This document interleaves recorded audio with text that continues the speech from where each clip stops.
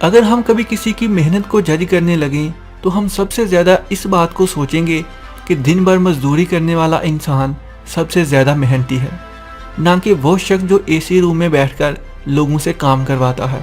ایک مزدور کی محنت سب سے زیادہ ہوتی ہے۔ اگر ہم یہ سوچیں سب سے زیادہ کامیاب کون ہوتا ہے تو تب ہم ایک کمپنی کے مالک کو ہی کامیاب انسان بولیں گے۔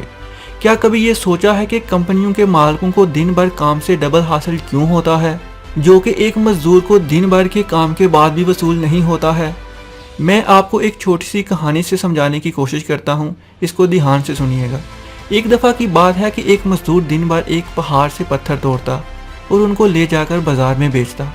اس کی دن بھر کی محنت سے گھر بھی نہیں چل سکتا تھا۔ ایک دن اس کی نظر ایک سونار کی دکان پر پڑی۔ اس نے دیکھا کہ سونار کے پاس بہت چمکدار پتھر ہے جو قیمتی زیوروں پر لگے ہوئے ہیں، اور یہ وہی پتھر تھے جو وہ پہاڑوں سے توڑ کر لے کر آتا تھا۔ سونار ان کو زیورات پر لگا کر بہت زیادہ قیمت وصول کر رہا تھا۔ مزدور سونار کے پاس گیا اور کہا کہ میں دن بھر محنت کر کے پتھر توڑ کر لاتا ہوں، مگر مجھے اتنے کم پیسے ملتے ہیں، اس سے میرا گزارا تک نہیں ہوتا، اور تم اے سی کے کمرے میں بیٹھ کر ان کو تراش کر لاکھوں روپے کماتے ہو، کیا میری محنت کی کوئی قیمت نہیں؟ سونار نے اسے بتایا کہ کسی چیز کی قیمت اس کو حاصل کرنے سے نہیں بلکہ اس کو خوبصورت بنانے سے وصول ہوتی ہے۔ جو پتھر تم لاتے ہو اس کی قیمت لوگوں کی نظروں میں کچھ بھی نہیں، بلکہ اس پتھر کو خوبصورت بنانے سے لوگوں کی نظر میں اس کی قیمت بڑھ جاتی ہے۔ انسان بھی ایسا ہی ہے، اس کی بھی کوئی قیمت نہیں۔ اگر دن بھر بیکار پھر کے اپنا وقت ضائع کرتا ہے تو لوگوں کی نظروں میں اس کی کوئی قیمت نہیں ہے۔ بہتر ہے کہ اپنی قیمت بڑھاؤ، اپنے آپ کو خوبصورت بناؤ۔ چیزوں کا مول اس کی ضرورت اور خوبصورتی سے ہے۔ محنت اور ضرورت تمہاری محرومیوں کو ختم کرنے کی سب سے بڑی دوائی ہے۔ اگر محنت کرتے ہو اس محنت کا استعمال نہیں جانتے تو تمہاری محنت بھی اسی مزدور کی طرح ہے جو دن بھر محنت کرتا ہے اور اپنی ضرورت پوری نہیں کر سکتا۔ بغیر سوچے سمجھے کوئی کام کامیابی نہیں دیتا۔ کام وہی کرو جس سے مکمل فائدہ اٹھانے کا ہنر جانتے ہو۔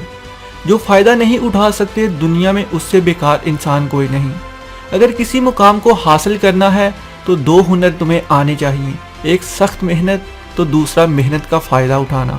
کچھ لوگ بہت محنت کرتے ہیں اور کچھ لوگ پلاننگ بہت کرتے ہیں، اور جو لوگ محنت اور پلاننگ دونوں کے ساتھ کام کرتے ہیں کامیاب وہی ہوتے ہیں۔ منزل ملے نہ ملے یہ مقدر کی بات ہے، ہم کوشش بھی نہ کریں یہ تو غلط بات ہے۔ اگر محنت کے بعد بھی کامیابی نہیں ملتی تو ہمت مت ہارو، محنت ہمیشہ ضائع نہیں جاتی۔ زندگی میں اگر منزل پانی ہے تو پھر طریقے بدلو، ارادے نہیں۔ یہی تو جگ کی ریت ہے، من کے ہارے ہار جاتے ہیں اور من کے جیتے جیت جاتے ہیں۔ ہمیشہ اپنی سوچ اور محنت کے ساتھ منزل کی طرف بڑھتے جاؤ، تم بہت کچھ حاصل کر سکتے ہو۔ تم ایک غار کی مانند ہو، اس غار میں پوری دنیا کی کامیابی کا خزانہ جمع ہے، بس اس غار میں کھوج لگانے کی ضرورت ہے۔ اس میں سے نکلنے والے خزانے کو تراش کر خوبصورت بنانے سے ضرورتیں پوری ہو سکتی ہیں۔ پھر تمہاری کامیابی کی قیمت خوبصورت مہنگی چیزوں کی طرح بڑھتی جائے گی۔ اگر تم اس غار سے خزانہ نکال لائے، اس کو بغیر تراشے بغیر خوبصورت بنائے بیچنے لگے تو کامیابی کبھی نہیں پاؤ گے۔ اس بات کا فائدہ اٹھاؤ، خود کو تراشو، خود کو خوبصورت بناؤ اور کامیاب ہو جاؤ۔ اپنی محنت کے ساتھ پلاننگ ضرور شامل کرو اگر کامیاب ہونا ہے تو۔